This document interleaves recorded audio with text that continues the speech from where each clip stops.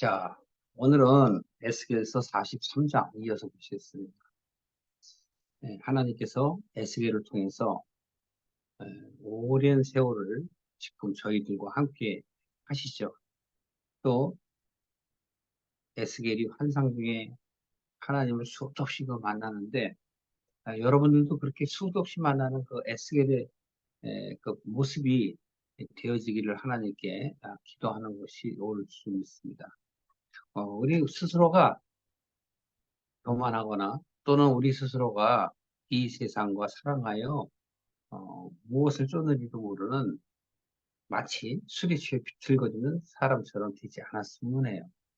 여러분들께서는 지금 오늘날까지 이제 에스겔서 이제 마칠 시간이 다 되어 있는데 어떤 것을 느끼셨는지 각자 한번 돌아보시기 바라고, 지금 성령께서 지금 에스겔에게 무엇을 말씀하시는가, 내게 무엇을 말씀하시는가 잘 한번 살펴보세요. 자, 43장 1절입니다. 그 후에라는 건 지금 41장에서 아니, 성령님이라고 표현해야 되겠죠? 그 성령께서 우리에게 지금 무엇을 말씀하시고자 하는가를 그 성전을 보여주세요. 그 성전에 대해서 자세하게 얘기 안 하시고, 성전 안에 그 제단이 있는 것, 그것을 보여주시고, 또 내전 같으면 모세의 시대 때는 지성소겠죠. 아무것도 없습니다. 왜 그랬을까?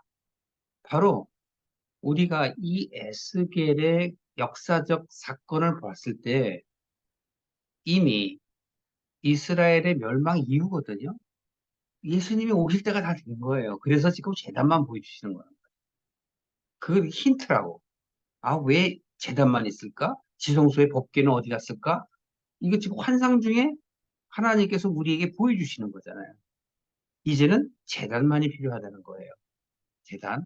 제단 두 가지가 있죠. 성소 안에 있는 제단과 성소 밖에 뜰에 있는, 즉 안뜰에 있는 제단이 있어요. 그러니까 그것이 왜 있을까라는 생각을 하면서 여러분들이 따라오시면 좋을 것 같습니다. 그래서 이제 그 성소 내부를 잠깐 보여주세요. 비전을 보여주시고 다시 나오셔서 바로 북문, 남문에 있는 거룩한 방들을 보여주시죠.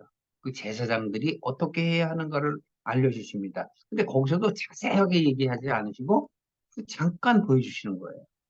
그러니까 우리들이 제사장의 그런 역할을 감당해야 한다고 말씀을 하시는 거예요. 그렇다고 부담 가지실 필요는 없습니다. 이것은 우리의 믿음이 제사장, 즉 하나님께 나아가는 근거리에 있는 그런 위치에 있는 자가 되기를 바라시는 하나님의 생각이 있어요. 여러분 그걸 잘 보세요. 그럼 그 이후에 지금 43장 1절 그 후에라는 얘기예요. 그러면 그 안뜰에 있는 그 제사장들의 그 방을 보여주신 이후에 그가 나를 데리고 문에 이르니 곧 동양한 문이라. 동양한 문. 동쪽을 바라보는 문이에요. 근데 여기서 보면 문에 대해서는 이미 여러분들께 말씀을 많이 들었으니까 꼭 기억하고 계세요. 전체 문이 많이 나왔으니까 요한복음 10장 9절이죠. 예수님께서 나는 문이니 라고 말씀하셨잖아요. 나로 말미암아 너희가 들어가면 구원을 얻겠고, 그러니까 결국은 우리가 구원을 받으려면 다른 문이 없다. 오직 예수 그리스도만이 문이시란 말이죠. 어쨌든 이 문에 이르니 곧 동양한 문이라. 구원에 대한 얘기예요. 근데 어떻다고? 동쪽을 향해 있는 문이란 말이에요. 왜? 동쪽은 하나님의 은혜가 내려오는 곳이거든요. 그래서 동양한 문이라 얘기하는 겁니다. 이스라엘의 하나님, 즉 하나님의 영광이 동편에서부터 오는데 뭐가 와요? 하나님의 영광. 이게 하나님의 은혜란 말이에요. 이걸 우리가 받아야만 되는 거예요. 받아야만 된다고 생각하는 게 바로 크리스천이라고. 세상 것을 받으려고 하는 건 그 크리스천이 아니에요.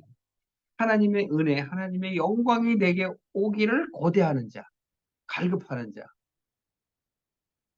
저도 예전에 처음에 성령님을 만났을 때 마치 에스겔이 그발강가에서 환상을 본 것처럼 저 또한 그런 경험이 있거든요. 정말 얼마나 기쁘고 감사한지 모르고 내 자신의 모든 것들을 다 내려놓을 수 있는 그런 상태가 됐었어요. 그 이후에도 숱하게 많은 이적과 기적들이 내 자신에게 일어났습니다. 그래서 변하게 됐음에도 불구하고 또 인간인지라 본질이 죄인지라 역시 죄 속에서 우리는 살고 있다고 생각을 합니다. 그래서 하나님의 영광을 우리가 바라는 마음이 있어야 돼요. 이 동을 향한 문이라는 건 뭐냐면 하나님의 영광을 받아들일 준비가 되어 있는 장소를 얘기하는 거예요. 그런데 그게 바로 문이라는 얘기죠. 하나님의 음성이 하는, 보세요. 물소리가, 땅은 그 영광으로 인하여 빛나니. 그러니까 온 천지가 확 변하는 거예요. 여러분 얼마나 어떠세요, 여러분? 감정이? 이런 경험이 있으세요? 네. 온 세상이 변하는 거예요. 그것이 다른 사람이 보기에는 전혀 인식을 못해요. 근데 본인만이 아는 거예요. 저도 이 글을 읽으면서 막 지금도 소름이 착착 끼치는데 이 하나님의 영광이 임하는 거예요. 지금도 제 마음속에 그래요. 그랬었지 않니? 라고 말씀하시는 거예요. 너도 느꼈지? 지금도 느끼니? Are you feeling? 한다고. 이 여러분 성경을 볼 때 그 하나님의 음성을 여러분이 들으셔야 돼요. 그래서 그 하나님의 바로 음성이 물소리 같고 땅은 영광으로 인하여 빛나는. 그럼 대상이 땅이잖아요. 그게 빛나게 되는 거야. 왜? 하나님의 영광의 빛이 임하기 때문에. 3절에 그 모양이 내가 본 이상, 바로 곧 전에 성읍을 멸하러 올 때 보던 이상과 같고 또 그발 하숫가에서 보던 이상과도 같기로 내가 곧 얼굴을 땅에 대고 엎드렸더니. 예, 에스겔은 두려운 거죠. 두려운 거예요. 하나님이 처음 자기를 만났을 때 너무 어려웠죠. 예루살렘이 멸망을 하겠다고 하나님께서 그에게 말씀하셨으니 얼마나 두려웠습니까? 그때 바로 하나님께서는 4절입니다. 여호와의 영광이 동문으로 말미암아 전으로 들어가고, 야, 동문을 향해서 어떻게 들어갔어요? 어디로? 전으로. 전은 성소를 얘기하는 거예요. 그럼 여러분 이 바깥으로만 생각하면 그냥 보여지는 환상입니다.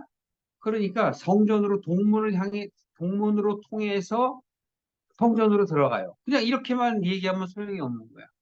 근데 여러분 이걸 느껴보세요. 내가, 내가, 내가 들어가기 전에 하나님께서 인도하시는 거예요. 하나님의 영광이 성전 안으로 들어가는 거야. 그러니까 나를 손짓하는 거죠. 따라 들어오라고 하는 것 같지 않습니까? 그래서 5절에 보면 성신은 하나님의 루아흐를 얘기하는 거예요. 오늘날 우리가 성령 하는 그 성령이에요. 그러면 성신이 나를 들어데리고 안뜰로 들어가시기로. 자, 동문에서부터 다시 시작하죠. 새롭게 시작하는 거예요. 이제는 안뜰로 들어가시기로 내가 보니 여호와의 영광이 전에 가득하다. 네, 동문을 통해서 안뜰로 들어가는 거예요. 그리고 환상으로 지금 에스겔이 따라가고 있는 거죠. 들은즉 누구인지 전해서 내게 말하더니 사람이 내 곁에 서서 내게 이르시되. 자, 여기도 보세요.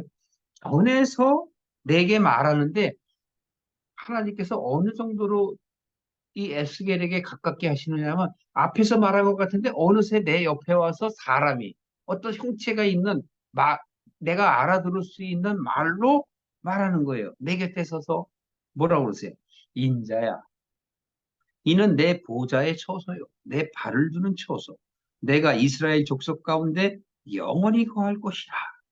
그래서 내 보좌의 처소. 그러면 이 하나님께서 지금 이렇게 말씀을 하시는 이것은 하나님께서 너희들을 출애굽하게 하셔서 가나안 땅으로 옮겨가기 이전에 모세에게 보여준 그 성막, 이스라엘 백성들이 드디어 자기들이 새롭게 하겠다 하며 하나님께 나아가 제사를 드렸던 그곳을 얘기하는 거예요. 다시 상기시키는 거야. 내가 너를 만났던 그곳, 그것을 얘기하는 게 그것이 바로 내 보좌의 처소다. 이것은 바로 지성소를 얘기하고 그 당시 모세 때의 법궤를 얘기할 수도 있는 거예요. 그러나 오늘날에는 성전을 얘기하는 것이죠. 그렇다고 해서 오늘날 교회를 얘기하는 게 아닙니다. 우리가 지난 시간에도 말씀드렸죠? 성전이 뭐라고 그랬죠? 너희 몸이 성전인 것을 깨닫지 못하느냐? 그렇게 말씀한 바가 있잖아요. 고린도전서 3장 16절에 너희가 하나님의 성전인 것과 하나님의 성령이 너희 안에 거하시는 것을 모르느냐? 그러니까 내가 하나님의 성전이 되어야 하나님의 성령이 내게 임하시고 나와 함께 하시잖아요. 그래서 여기서도 보면 내 발을 두는 처소요. 또 이스라엘 족속 가운데 영원히 거할 곳이다. 이 얘기는 뭐냐면 하나님께서 하나님께서 나와 함께 하신다는 거예요. 하나님께서 영원히 나와 함께 하신다. 이걸 임마누엘이라고 그러죠. 임마누엘의 하나님.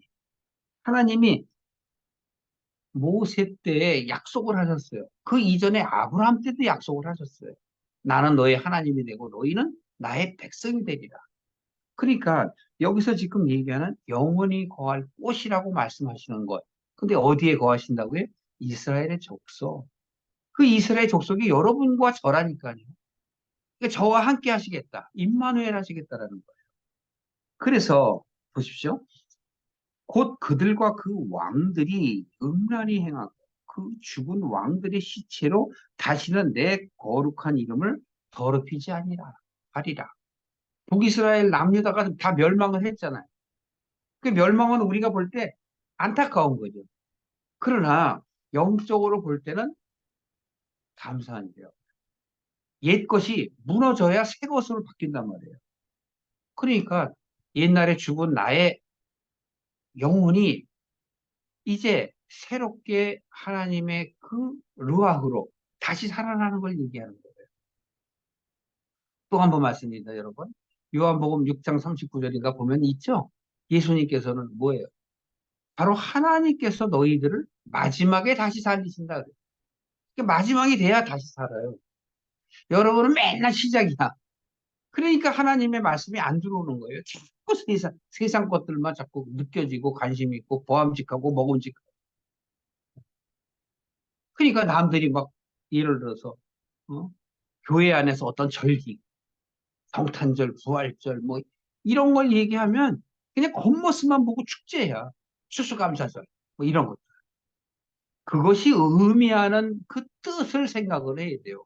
왜 6월절이 있어야 되고, 왜 추수감사절이 있어야 되고, 왜 성탄절이 있나? 성탄절은 예수님이 언제 오신 때도 모르는데 그냥 임의를 자기들이 정한 거라고 제가 말씀드렸잖아요. 태양신을 섬기는 그 축제의 날을 바꿔버린 거란 말이에요. 어쨌든 여러분 그것이 무엇이 됐든 간에 그렇게 해서라도 하나님께 나아간다라는 그 자체로서는 좋은 일, 해피데이일 수밖에 없죠. 자, 너무 각설하고. 자, 그런데 여기서 보십시오. 그 왕들이 음란히 행하고 죽은 왕들이 시체로 다시는 내 거룩한 이름을 어떡한다? 더럽히지 아니하리라. 그 누가 했어요? 여러분이 했어요? 제가 했어요? 이스라엘이 했어요? 아니라니까. 하나님이 하신 거예요.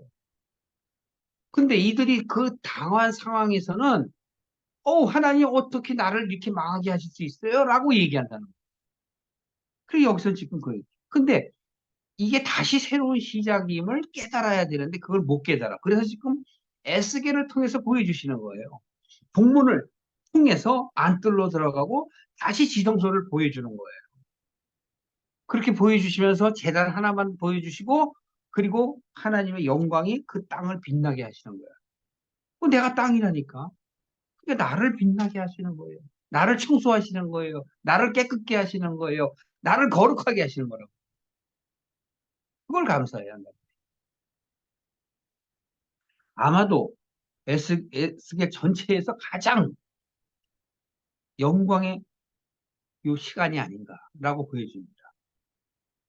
이제 하나님의 그 뜻을 우리가 분명히 알아야 되는데, 자, 8절 보세요.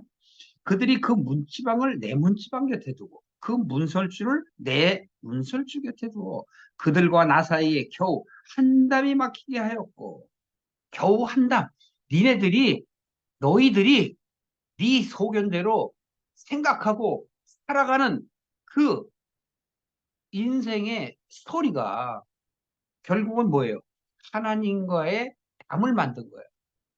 누구와의 담을 만들어요? 하나님 앞에 담을 만든 거예요.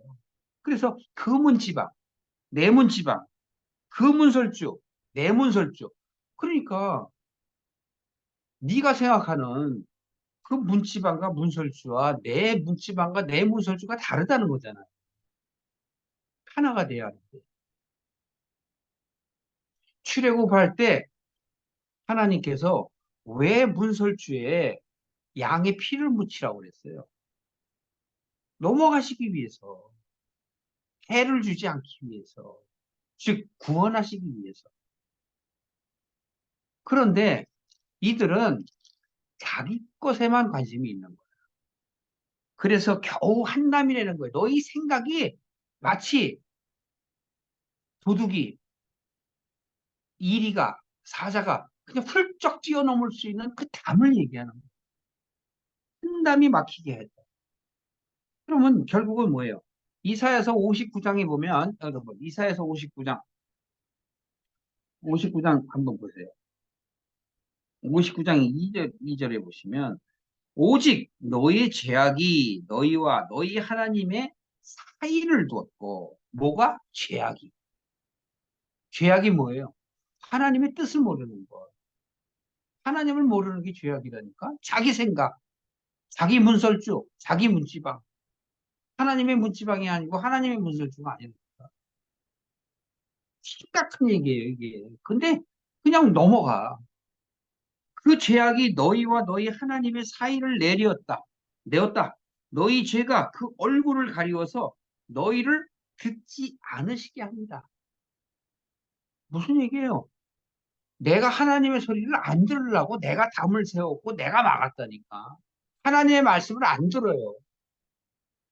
그러니까 오늘날도 수도 없는 형식적인 것만 한다니까. 예배 드려야 합니다. 뭐 합니다. 예배가 뭔지도 몰라. 제사가 뭔지도 몰라. 하나님의 뜻과 전혀 상반된 삶을 사는 거예요. 그런 사는 사람들이 어떻게 스스로 크리스천이라는 얘기를 해요. 아, 내가 부족하니까 그렇다고 얘기하는 건 좋습니다만 마치 우리가 곡 얘기했죠. 그 곡이 주변 곡들을 다 통치를 해. 그러나 그들은 하마곡에 다 쓸림을 받고 묻혀버렸단 말이에요. 그게 바로 뭡니까? 내가 생각하는 나의 그 사고, 잘못된 사고, 즉 세상적인 사고, 육적인 사고. 그것이 자기 자신을 갉아먹는 줄은 모른다. 그리고 그걸 드러내려는 것을 하나님께서는 하마곡에 다 묻어버렸단 말이에요. 그러니까 말씀을 여러분들이 잘 보시기를 바래요. 그렇지 않으면 하나님의 뜻을 깨닫지 못해요. 지금 너희들 스스로가 너희들의 죄로 나와 너희 사이 담을 너희들이 스스로 만들었다는 거예요. 그래서 가증한 일로 내 거룩한 이름을 더럽혔으며 내가 노하여 멸하였거니와 또 이제는 그들이 음란과 그 왕들의 시체를 내게서 멀리 제하여 버려야 할 것. 자, 이 할 게 뭐예요? 시체를 내게서 멀리 제하여 버려. 그러면 이제 어떻게 돼? 너가 살아야 된다는 얘기죠. 바로 살라. 바로 산다는 건 뭘까요? 하나님의 참 뜻을 깨닫는 게 바로 사는 거예요. 그걸 깨닫지 못하면 자꾸 옛날로 돌아간다니까. 제사, 예배, 뭐 새벽 예배, 저녁 예배, 뭐 예배. 그거는 어린 아이들에게 하나님께 나아갈 수 있는 기회와 시간들을 자꾸 어떻게 해요? 습관화시키기 위한 한 방법일 뿐이야. 아주 초보적인 방법. 거기에 빠져서는 안 된단 말이에요. 그래서 이렇게 말씀하십니다. 만일 그들이 자기 행한 모든 일을 부끄러워하거든. 11절. 여기서도 봐세요. 만일 그런다. 그러니까 구원받는 자가 많지 않다는 얘기예요. 만일 그들이 자기 행한 모든 일을 부끄러워하거든. 즉 회개한다면, 깨닫는다면, 거듭난다면 그 얘기란 말이에요. 근데 여러분 그 10절도 보세요. 인자야 너는 이 전을 이스라엘 족속에게 보여서, 무슨 전인데 지금 하나님이 은혜를 보여준 그 전을 갖다가 누구에게 보여줘? 이스라엘 족속에게 보여서 그들로 자기의 죄악을 부러워하고 그 형상을 측량하게 하라. 그러니까 에스겔에게 보여준 그 하나님의 영광이 성전에 임하는 것들에 대해서 자세히 기록하고 또 그들에게 전해서 그들로 하여금 부끄럽게 하려는 거예요. 근데 정말 부끄러워할까요? 그들로 하여금 그러니까 부끄러워하게 하기 위해서 하나님께서 이렇게 만드셨다는 거예요. 11절에 다시 보시면 자기의 행한 모든 부끄러운 일들을 깨닫는다면 이런 뜻이거든요. 아, 내 신앙이 잘못됐구나. 내가 지금 내 소견대로 나는 신앙인이라고, 나는 선택받은 민족이라고, 나는 선택받은 사람이라고 생각을 했는데, 아, 이게 잘못됐구나. 라는 걸 깨닫는 게 바로 부끄러워하거든. 너는 이전의 제도와 식양과 그 출입하는 것과 그 모든 형상을 보이며, 그러니까 잘못된 것, 형식적인 것, 뭔가를 해고 나타내려고 하는 것, 그것이 바로 이전의 제도와 식용과 그 출입하는 곳, 모든 형상이란 말이에요. 또 모든 규례와 모든 법도와 그 모든 율례를 알게 하고, 이거 잘못 해석하면 안 돼. 그렇기 때문에 우리는 율례와 법도를 지켜야 합니다라고 얘기해서는 안 된다. 그 율례와 법도를 주신 것은 하나님이 존재하심, 임재하심을 깨닫게 하려고 주신 것이지, 그 제사 드리고 뭐 하는 것 그 자체가 중요하지 않다라는 것은 아니지만 거기에 하나님의 본뜻이 있다고 말하면 안 된다는 거예요. 그럼 뭐예요? 제사 드리는 것, 예배하는 것은 뭐예요? 하나님의 뜻을 알기 위해서라니까.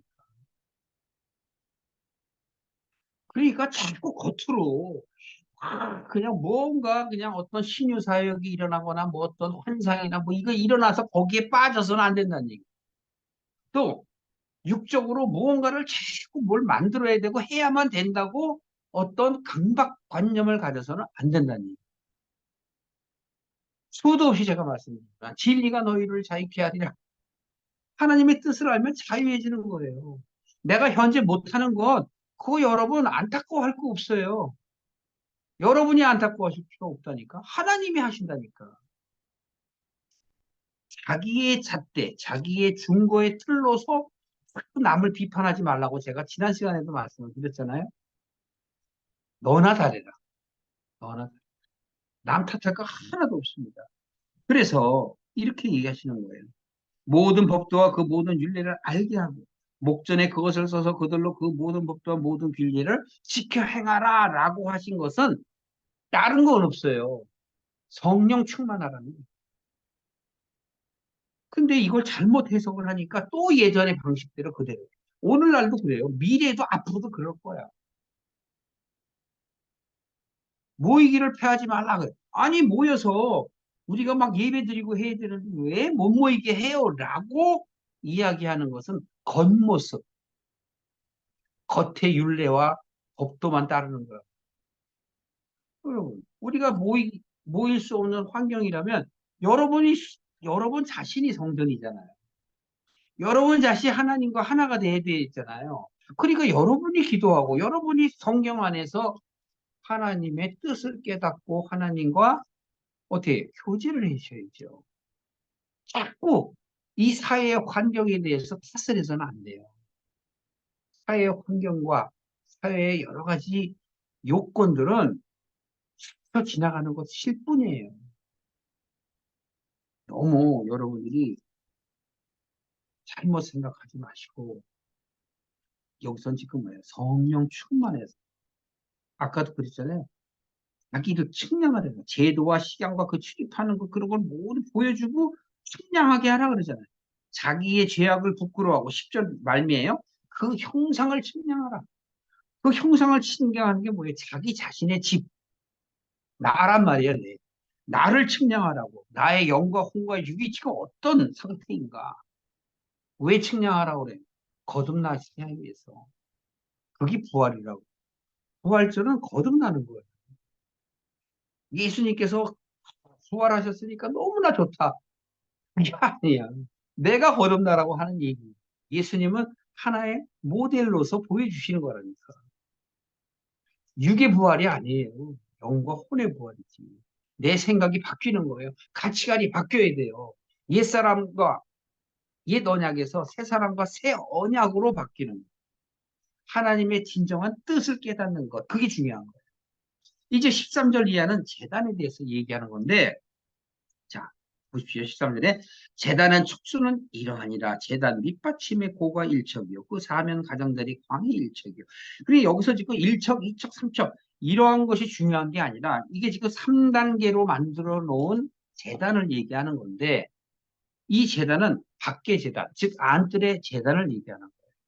자, 17절 보세요. 17절 그 아래층의 장이 14척이요 광이 14척이니 네모 반듯하며 이거 정사각형이라는 얘기예요. 그 밑받침에 둘린 턱에 광이 반척이며 그 가장자리에 광이 일척이니 그 층계는 어떻게 동으로 향하게 하시냐. 동으로. 그러면 성전을 안쪽에 있는데 동으로 향한다는 건 뭐예요? 하나님의 영광이 임하는 거야. 하나님의 바람이 부는 거라고. 그래서 하나님의 영광이 이 제단, 즉 안뜰에 있는 제단입니다. 여기에다가 재물을 올려놓으면 하나님의 영광이 임해서 그 재물을 불사르는 거예요. 그 재물을 받아주시는 거라고. 그럼 결국 그게 뭐예요? 재물이라는 건 회계잖아요. 속죄제잖아. 물론 속건제, 번제제 다 있어요. 속죄 재물이라고. 그 재물은 나를 대신하는 거예요. 내가 그렇게 안 하니까. 그렇게 할 수가 없으니까. 연약하기 때문에. 그랬을 때 하나님께서 그것을 받으시는 거야. 그래서 재단이 동으로 향해 있는 거야. 그러면 영적인 건 뭐예요? 내가 재물이면 내가 어디로 향해 있어야 돼? 동을 향해 있어야지. 하나님을 향해 있어야지. 내 마음이 하나님을 향한 마음이 되어야지. 내가 11조를 더 하니까 헌금을 많이 하니까 하나님이 더 주실 것이다라고 하는 것은 전부 이 일이야, 이 일이. 양의 탈을 쓴 이리 같은 거짓 선지자, 거짓 지도자, 거짓 목사라고. 전혀 상관이 없어요. 돈은 일만 하기 뿐이야. 그러니까 그걸 돈, 돈, 돈 하고 강조하는 것은 전부 잘못된 말이라는 거죠. 18절에 인자가 주 여호와가 말하노라 제단을 만드는 날에 그 위에 번제를 드리며 피를 뿌리는 규례는 이러하니라. 그래서 19절부터 쭉 27절까지 재물에 대한 얘기를 합니다. 여러분 여기서 자세히 한번 읽어보세요. 제가 키포인트만 말씀드리겠습니다. 첫 번째 19절 중반에 보면 사독의 자손 레위 사람 제사장에게 이 얘기는 뭐냐면 사독 자손 레위 사람이라고 표현하는 것은 제사장이 사독 자손만 있는 게 아니에요. 아히멜렉의 자손도 있어요. 그런데 이 얘기는 뭐냐면 같은 제사장이라 할 때도 일지라도 이 사독만이 올바른 마음으로 제사장의 역할을 했기 때문에 바로 여기서 사독 자손 르이 사람 제사장이라는 표현을 쓰는 거예요. 이 얘기는 뭐예요? 자기 직분에 감당할 만한 자격이 있는 자를 얘기하는 겁니다. 그런데 보십시오. 사독의 자손 르이 사람 제사장이 어떻게 하라고? 어린 숫송아지 하나를 주어 속죄 제물로 삼되 내가 그 피를 취하여 제단의 네 뿔 안에 네 뿔과 아래층 네 모퉁이와 사면 가장자리에 발라 속죄하고 제단을 정결하게 하고 어린 숫송아지를 제물로 드리는 건 뭐예요? 근데 여기 제물에서도 뭐래요? 피를 취하는 건 뭐예요? 제단을 정결하기. 여러분 보이는 건 안뜰이 하나밖에 없잖아요. 바깥뜰에는 없어요. 그러면 지금 여기서 보세요. 정결하기 위해서. 그런데 뭘로? 피로. 네 뿔, 아래층 네 모퉁이. 그럼 네 뿔 모퉁이 뭐예요? 그게 무너지, 네 뿔, 네 붕대 정사각형 그대로 얘기하는 거야. 하나님의 생각, 하나님의 뜻, 그 뜻이 반듯한 걸 의미하는 거예요. 거기에 예수 그리스도의 피로 그걸 정결하게 하는 거야. 그러니까 여러분의 생각이나 내 생각은 전부 더러운 거고, 삐뚤어진 거고, 정사각형이 아니란 말이에요. 그걸 의미하는 거예요. 그러니까 내 생각은 잘못됐다라는 것을 하나님께서 말씀하시는 거예요. 그걸 깨닫지 못하니까 자꾸 엉뚱한 소리들을 하는 거예요. 그래서 여기 어린 수송아지는 무엇을 얘기하냐면 예수님을 얘기하는 거예요. 예수님이 제물이 돼서 하나님께 흠양이 되면 예수가 그리스도가 되시는 것이라고. 오직 예수님의 제물만을 받으세요, 하나님이. 왜? 거룩하기 때문에. 우리들의 제물을 안 받으세요. 왜? 흠이 많고 티가 많기 때문에. 거룩하지가 못하기 때문에 안 받으신다. 그래서 제단을 정결하게 하는데, 자, 22절 보세요. 다음 날에는 흠없는 수염소 하나를 속죄 제물로 드려서 그 제단을 정결하게 하기를 어떻게 하라고? 숫송아지, 즉 어린 숫송아지를 정결한 게 같이 해라. 이 얘기는 뭐예요? 우리가 예수 그리스도가 예수님이 그 제단을 정결하게 한 것처럼 그 네 모퉁이, 네 뿔에 바르라는 얘기예요. 내 마음대로 하지 말고 세 개로 두 개로 하지 말고 하나님의 뜻대로 하라는 얘기예요. 그러면 여기에서 수염소는 무엇을 얘기하는 걸까요? 여기 수염소는 바로 흠없는 숫염소라고 얘기하는 건 바로 하나님을 쫓는 나의 모습을 얘기하는 거예요. 숫염소. 그래서 염소라는 표현을 하는 거예요. 양과 염소의 다른 점은 나중에 또 설명할게요.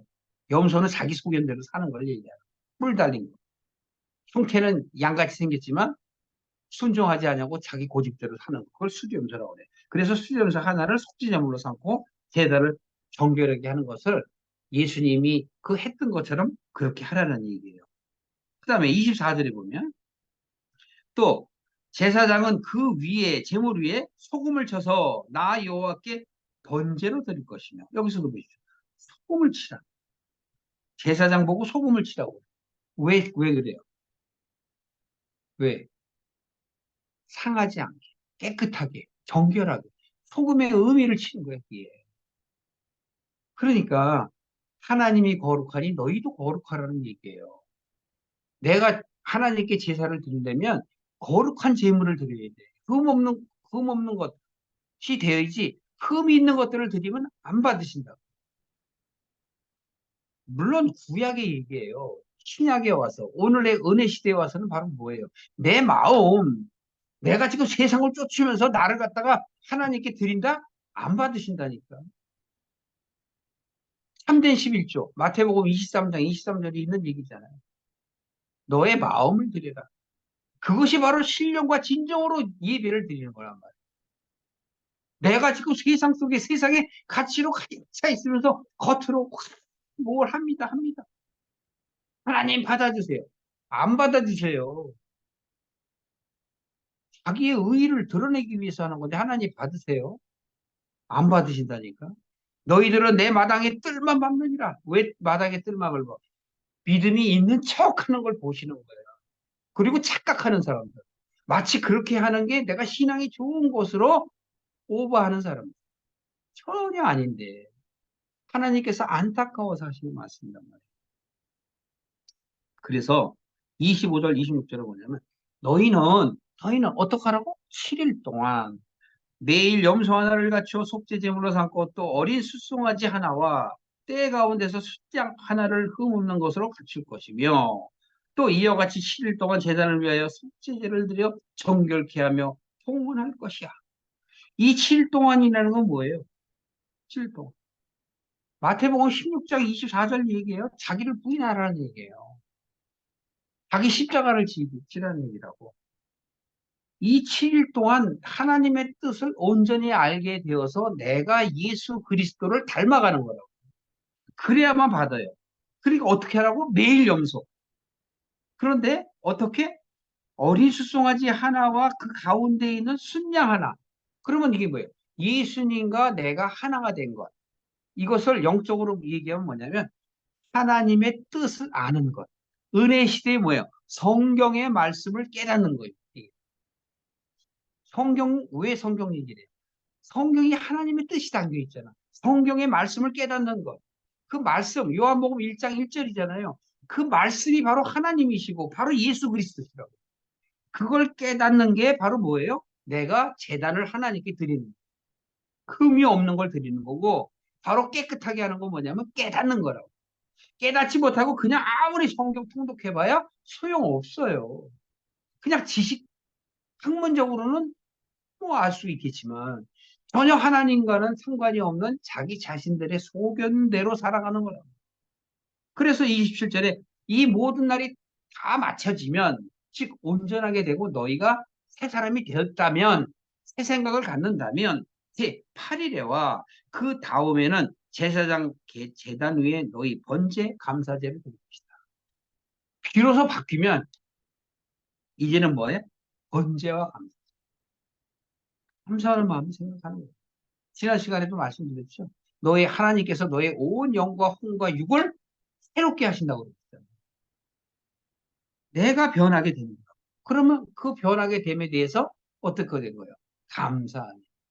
번제는 뭐예요? 세상을 쫓지 아니하고 이제 하나님의 뜻을 쫓는 걸 번제라고. 그러면 하나님께서 어떻게 돼요? 즐겁게 받으리라. 하나님께서 즐겁게 받으시겠다는 얘기예요. 그러면서 주 여호와의 말이니라 라고 말씀을 하시는 것이죠. 여러분,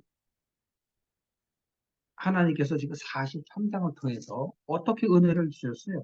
여호와의 영광이 나타나는 성전이란 건 결국은 바로 우리 마음 안에 성전이 온전해지길 바라시는 거예요. 내 모퉁이라면 예수 그리스도의 그 모퉁이 돌을 의미하시는 거예요. 그래서 너희가 산돌같이라고 표현하는 거예요. 너희가 산돌같이 신령한 집으로 세워지고 예수 그리스도로 말미암아 하나님이 기쁘게 받으실, 예? 그 거룩한 제사를 드리는 제사장이 되라. 그 말씀을 하시는 거예요. 그게 이제 45장에 나오는 거예요. 그 말씀들이. 그걸 깨닫지 못하면 우리가 하나님의 뜻 가운데 있을 수가 없는 것을 의미하는 것입니다. 자, 44장 보세요. 그가 나를 데리고 성소 동양은 바깥문에 돌아오시니 그 문이 닫히었더라. 자, 보십시오. 이게 하나님의 전이 닫혔어요. 왜? 내가 성소에서 나오면 문이 닫혀요. 내가 하나님의 뜻 가운데 있지 않으면 닫혀. 여기서 여러분 노아의 방주 사건이 기억나세요? 하나님이 방주로 그들을 들여보내시고 노아가 문을 닫은 게 아니라 하나님이 닫으신다니까. 그것은 어떻게 구별되었기 때문에 그래요. 죄와 하나님 사이에 막힌 담이 어떻게 돼요? 허물어지는 거예요. 그래서 지금 성소 동양한 바깥문에 돌아오시니 그 문이 닫혀 있더라. 여호와께서 내게 이르시되 이 문은 닫고 다시 열지 못할지니 아무도 그리로 들어오지 못할 것은 이스라엘의 하나님 나 여호와가 그리로 들어왔습니다. 아까 동문을 향해서 들어오시고 안뜰로 해서 성소로 들어가셨잖아요. 거기서 나올 때는 어떻게 해요? 닫아요. 그러니까 누구도 성소의 마음대로 들어갈 수가 없어요. 그래서 모세 예법에도 오직 제사장만이 대제사장만이 1년에 1차 허락하에 들어가는 거예요. 그건 왜? 우리들과 하나님 사이를 가깝게 하기 위해서 제사장이 바로 중보자가 된 거예요.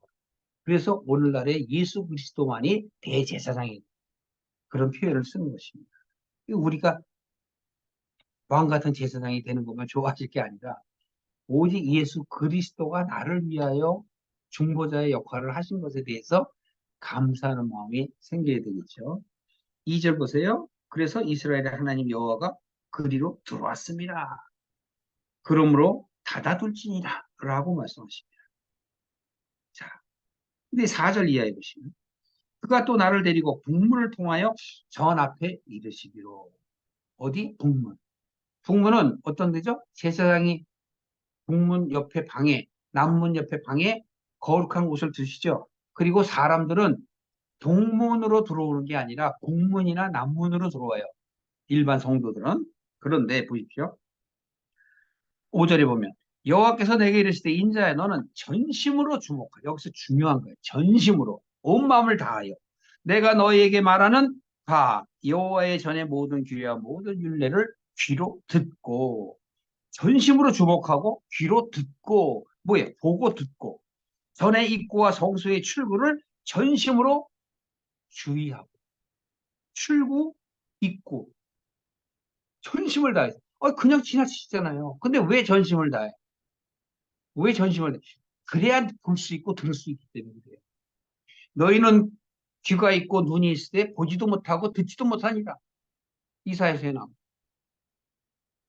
하나님께서는 우리가 잘 듣고 잘 보기를 바라세요. 그럼에도 불구하고 우리의 마음이 세상 속에 있기 때문에 하나님의 그 성전의 입구와 출구를 못 본다니까. 자기가 나와 있는지 들어와 있는지를 못 봐요. 7절에 대저 너희가 마음과 몸에 할례받지 아니한 이방인을 데려오고 떡과 기름 피를 드릴 때에 그들이 내 성소에 있게 하여 내 전을 더럽힘으로 너희의 모든 가증한 일 위에 그들이 내 언약을 위반케 하느니라 라고 말씀하세요. 여기서 보십시오. 마음과 몸에 할례를 받지 않았고 그럼 어디에 할례 받았다는 거예요? 어디? 육에만 할례를 했지. 근데 여긴 이방인이야, 이방인. 이방인은 마음에도 몸에도 할례를 받지 않죠. 골로새서 2장 11절에 보면 떻게 하라 그랬어요? 한번 찾아볼까요? 골로새서 2장 11절에 보면 할례에 대해서 얘기하시죠. 너희가 손으로 하지 아니한 할례를 받았으니 그건 뭐예요? 손으로 하지 아니한 할례. 그러니까 신약 시대 때는 할례를 어디로 해요? 손으로 안 해요.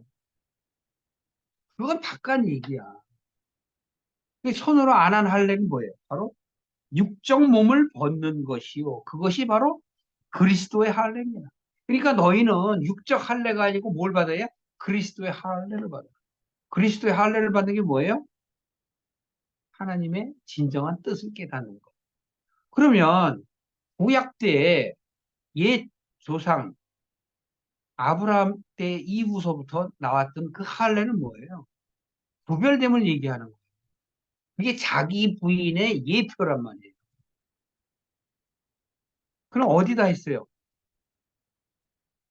그 성기에다 하잖아요. 성기는 뭐예요? 씨앗을 내는 거잖아. 그러니까 거기다 할례라는 데는 그건 바로 무슨 의미냐면 네 씨앗을 내지 말고 하나님의 씨앗을 내라는 거예요. 근데 깨닫지 못하면 누구 씨를 내? 자꾸 자기 씨를 내지. 그래서 바로 육적 할례는 바로 뭐예요? 육적 몸을 얻는 것이야. 육적 몸을 얻는 게 뭐예요? 영적 할례를 받으라는 거지. 손으로 한 할례가 아니라니까. 이건 바로 뭐예요? 너희들이 드리는 것이 자꾸 이렇게 행위적인 것, 형식적인 것, 예법, 율례 그걸 얘기하는 게 아니다. 그것을 8절에 보면 뭐라 그래요? 사람의 유전과 세상의 초등 학문을 쫓는 것이다. 그 사람들이 이 모세 때 그렇게 제사를 지내라고 했으니 그렇게 하는 것이라는 것일 뿐이라는 거예요. 그럼 그때는 해야 되고 지금은 안 해야 되는데 그런 뜻이 아니지. 참 뜻이 무엇이냐? 오늘날의 시대는 예수 그리스도가 다 끝내셨어요. 그렇기 때문에 그 당시는 예수님이 오시지 않고 거룩한 것이 없기 때문에 거룩함이 무엇이라는 걸 보여주시기 위한 하나님의 뜻이었고 현재는 예수 그리스도의 그 모든 속죄 제물이 되시고 대속제물이 되셔서 다 끝내셨다니까. 그래서 깨끗해진 거예요. 10절에도 그러잖아요. 예수님은 바로 우리 모든 정사와 권세의 머리시다. 예수님이 바로 우리 교회의 머리라고. 교회가 나고 나의 머리 되신. 그래서 바로 12절에도 너희가 세례로 그리스도와 함께 장사되었고 뭔 생각이 바뀌었다는 얘기예요. 새로운 생각을 갖는 것. 또 죽은 자들 가운데서 그를 일으키신 하나님의 역사를 믿음으로 인하여. 그러니까 구약을 믿어요. 그러나 그것에 하나님의 뜻을 깨달았기 때문에 바로 그 안에서 함께 일으키심을 받는 거예요. 따로따로는 몰라요. 깨닫지 못하면. 일으키심을 못 받는다니까. 그러니까 자는 자만 되는 거예요. 다시 오세요. 7절로 오시면. 그래서 너희가 마음과 몸에 할례 받지 않은 것, 떡과 기름과 피를 드릴 때 너희가 성소 안에 있게 하여 내 전을 더럽힘으로. 생각이 다르게 내가 하나님께 나아가면 그거는 하나님이 받으시지 않는다라는 것을 말씀하시는 거예요. 그래서 9절에도 보세요. 이스라엘 족속 중에 있는 이방인 중에 이방인 가운데서 마음과 몸이 할례를 받지 아니한 이방인은 내 성소에 들어오지 못하리라. 네. 그러니까 마음이 육적 몸을 벗은 자, 즉 그리스도의 할례를 받은 자만이 들어올 수 있다라는 것을 말씀을 하시는 거예요. 그리고 10절에 이스라엘 족속이 그릇하여 나를 떠날 때 이 사람도 그릇하여 그 우상을 쫓아 멀리 떠났으니 그 죄악을 담당하리라. 그러니까 제사장이라고 그래서 오늘날에 지도자라고 그래서 깨끗하냐 안 그렇다는 얘기예요. 거의 겉으로만 그 사람들은 변한 척하고 하나님의 뜻을 아는 척하는 것뿐이라고. 그러니까 우리는 어떻게 돼요? 바뀌죠. 15절 이하에 보세요. 13절서부터는 제사장의 직분을 어떻게 하지 못하게 하시는 건 왜요? 더럽기 때문에 그래요. 13절 그럼 보실까요? 내게 가까이 나와 제사장의 직분을 행치 못하게 하면 내 성품과 내 지성문에 가까이 오지 못하게 하리니 그들이 자기의 수욕과 그 행한 바 뭐래요? 가증한 일을 담당. 그러니까 잘못된 생각으로 하나님께 나아가는 것이 바로 거짓 목자란 말이에요. 그래서 아까도 말씀드렸지만 베드로전서 2장 5절에 나오는 거죠. 신령한 집. 너희는 예수님처럼 산돌같이 신령한 집을 지으라는 거예요. 신령한 집을 지으는 게 뭐예요? 하나님의 말씀, 성경을 참 의미로 받아들이고 하나님의 뜻대로 깨닫는 걸 얘기하는 거예요. 그때 바로 그 예수 그리스도로 말미암아, 즉 깨달은 말씀으로 말미암아 하나님이 기쁘시게 받으시는 그게 제사라고. 그게 신령한 제사예요. 그 외에는 없어요. 그래서 15절 이하에 보면 이스라엘 족속이 그릇하여 나를 떠날 때 사독자손 레위 사람 제사장들은 성소의 뒷분을 지켰다. 그러니까 제사장이 되려면 바로 사독의 뒤를 잇는 참된 하나님의 뜻을 깨달은 자. 그게 바로 가인과 아벨의 제사라고. 아벨의 제사가 뭐예요? 하나님의 뜻을 깨닫고 드리는 제사가 바로 아벨입니다. 하나님의 뜻이 아닌 그냥 하라고 그랬으니까 하는 것. 그게 바로 가인의 제사다. 그리고 16절, 17절에 이렇게 보면 이제 그 옷을 갖다 갈아입은 걸 얘기해요. 이것은 지난 시간에도 말씀드렸죠. 제사장들은 어떻게 돼요? 성소에 들어갈 옷은 갈아입고 세상의 옷을 갈아입고 나가는 것이다. 그 말씀을 드렸어요. 그거는 오늘날 여러분들이 삶 속에서 살아가는 데도 거룩한 옷을 입고 바깥에서 거룩한 척하면 안 된다는 걸 말씀드렸죠.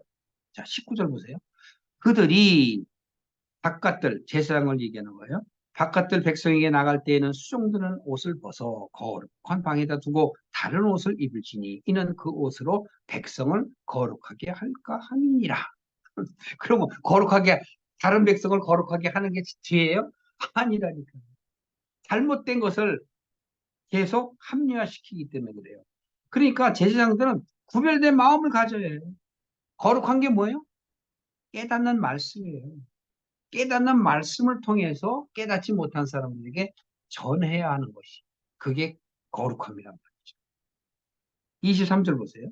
내 백성에게 거룩한 것과 속된 것의 구별을 가르치며 그러니까 참된 선지자는 바로 거룩하고 속된 것을 구별할 수 있어야 돼요. 그래야만 가르치죠. 부정한 것과 정한 것을 분별하게 할 것이며 그래서 사독의 제사장들은 하나님의 뜻을 깨닫는 것이고 오늘날의 선지자들은 바로 어떤 신령한 은사를 받은 자를 얘기하는 게 아니라 하나님의 뜻, 즉 성경의 말씀을 하나님의 뜻대로 받아들일 수 있는 자를 이야기하는 것을 말하는 것입니다. 그들이 바로 이 얘기예요. 그리고 24절, 25절에 보면 바로 재판에 대한 얘기, 시체를 가까이 하지 말라는 얘기, 또 부모나 형제나 시집까지 아니한 자매를 위하여 더럽히지 말라는 이야기, 그런 걸 얘기하고, 이게 뭐죠? 제사장이 되는 건 뭐예요? 정결하죠. 정결해야 한다는 걸 얘기하는 거고, 또 27절 보세요. 성소에 수종 들려 할 때, 즉 성소의 일을 감당할 때는 안뜰과 성소에 들어갈 때는 어떡하라? 속죄제를 드렸습니다. 이건 뭐예요? 자기 스스로를 깨끗하게 하는 거예요. 근데 바깥에 옷, 뭐, 목사들, 예복 입고 막, 그게 아니에요. 여기서 속죄제를 드리는 건 뭐냐면 회개한 마음을 갖는 거야. 그래서 회개하는 기도를 하고 들어가요. 내 잘못된 것을 하나님께 고하고 예수 그리스도의 그 은혜를 말미암아 하나님 앞에 들어갈 수 있는 그 기도가 있어요. 그래서 28절 이하에 그들은 기업이 있으리니 내가 곧 기업이라. 여기서 하나님이 기업이라고 했잖아요. 여기 기업은 뭘 얘기해요? 성스러운 땅을 얘기해요. 바깥에 뭐 부자 되고 가업 그런 거 아니에요. 성스러운 땅. 내가 하나님의 마음과 내가 일치하는 것을 이야기하는 거예요. 그래서 너희들은 이스라엘 가운데 그들에게 주지 말라. 왜? 깨닫지 못하니까. 그리고 하나님께서는 나는 그 사람이 됨이니라 라고 얘기하는 것은 하나님의 말씀을 깨달은 자에게만이 하나님의 은혜가 임하는 거예요. 그럼 다른 사람한테 은혜가 임하지 않을까요? 아니에요. 하나님의 은혜는 편만하고 공평해요. 왠지 문이 안 열려서 들어가지 않을 뿐이죠. 29절에 그들은 소재, 속죄, 또 속건제, 제물을 먹을지니 이것이 모세 때의 법과 같죠? 근데 이것은 뭐예요? 그들은 제사장. 그 속죄제, 속건제 이 제물은 뭐예요? 깨끗하게 된 거. 이게 영적으로 얘기하면 하나님의 말씀이에요. 깨달아진 말씀이 바로 바뀌어진 걸 제물이라고 합니다. 하나님만이 그걸 받으시고 또 우리에게 주신다고. 근데 누구에게 줘? 깨닫는 제사장들에게만 주는 거예요. 사독의 후예들만. 다른 후예들에게는 안 준단 말이에요. 겉으로 아무리 제사장이라 할지라도. 그래서 그들은 깨닫지 못해요. 30절 보세요. 처음 익은 열매와 너희의 모든 예물 중에 각종 거제 제물을 다 제사장에게 돌리고 너희가 첫 밀가루를 이 제사장이 주어 그들로 내 집에 복이 임하도록 하게 하라. 그래서 제사장에게 오늘날 목사들에게 뭔가를 잘하면 자기 집에 복이 임하는 걸로 얘기를 해요. 내 집에 복이 임하도록 하게 하리라 그랬대. 여기 영적인 얘기인데 자꾸 우리는 육적으로 보이는 글대로 따르려고 하니까 문제라는 얘기예요.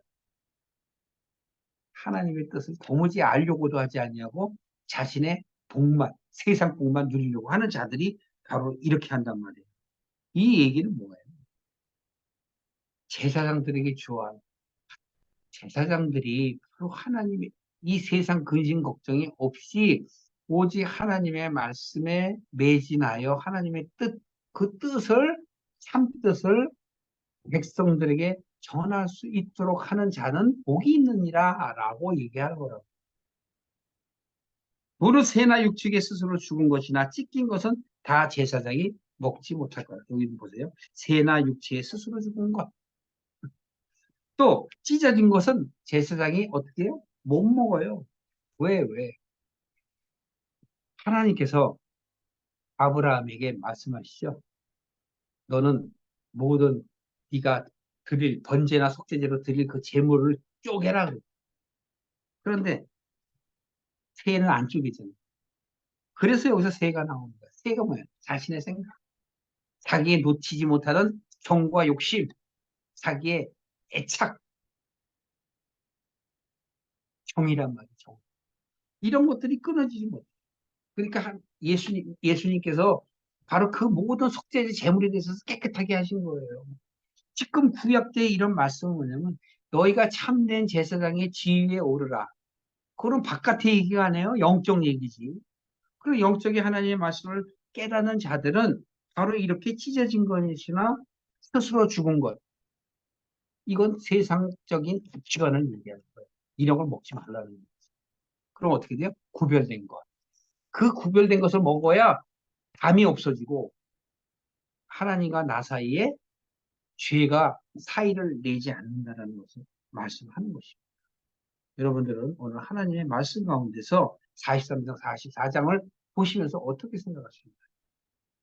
구별됨에 대해서, 거룩함에 대해서. 그러니까 48장까지는 계속 거룩함에 대해서 얘기하는 거예요. 이 45장 들어가면 거룩한 땅에 대해서 이미 힌트를 받으셨죠. 어떻게 하면 내가 거룩해지나 하는 것들에 대해서 이야기하고 또 성소 안에 드린 여러 가지 제사법이다. 이게 나오는데 이것은 구약대와 연결이 돼 있어요.